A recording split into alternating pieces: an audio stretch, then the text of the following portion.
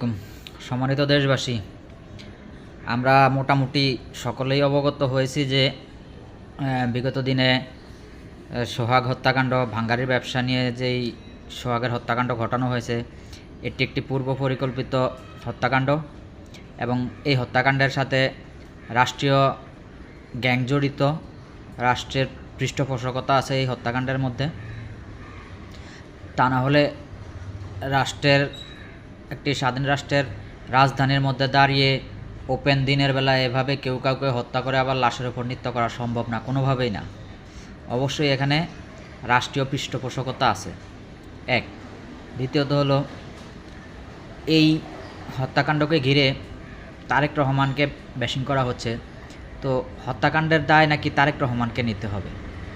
এখন আপনাদের যুক্তিতেই ধরলাম, যদি সোহাগ হত্যাকাণ্ডের দায়, ব্যবসায়িক হত্যাকাণ্ডের দায় যদি তারেক রহমানকে নিতে হয় প্রবাসে থেকেও, তাহলে 1999 সালে নারায়ণগঞ্জে আপনার দেওয়ানবাগি ভক্তদের সাথে আপনার চরমোনাইয়ের পীরের ভক্তদের একটি সংঘর্ষ হয়, মারাত্মক রক্তক্ষয়ী একটি সংঘর্ষ হয় এবং সেই সংঘর্ষে দেশে আলেম সমাজের মধ্যেই বা হুজুর শ্রেণীর মধ্যে 18 জন হুজুর মারা যায় বা 18 জন সমর্থক মারা যায়।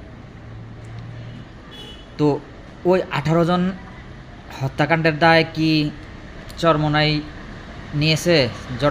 চরমোনার জর্দাখোর কি 18 জন হত্যার দায় নিয়েছে?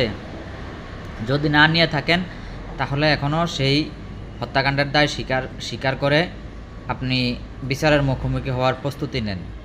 তারপরে আসেন আমাদের বাংলাদেশের সবচাইতে জনপ্রিয় ইসলামিক দল বাংলাদেশ জামাতে ইহুদিদের কথায়। আমি তাদেরকে ইসলামী দল কখনোই বলি না, আমি তাদেরকে বলি বাংলাদেশ জামাতে ইহুদি।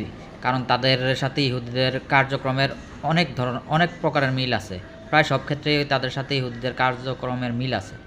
তো এই যে জামাতে ইহুদিরা 1971 সালে আমাদের 2 লক্ষ মা বোনদেরকে ধর্ষণ করেছে, 2 লক্ষ মা বোনদের ইজ্জত হানি করেছে। এই 2 লক্ষ মা বোনের ধর্ষণের দায় কি জামাতে ইহুদিদের আমির চুম্মা শফিক নেবে? যদি চুম্মা শফিক 2 লক্ষ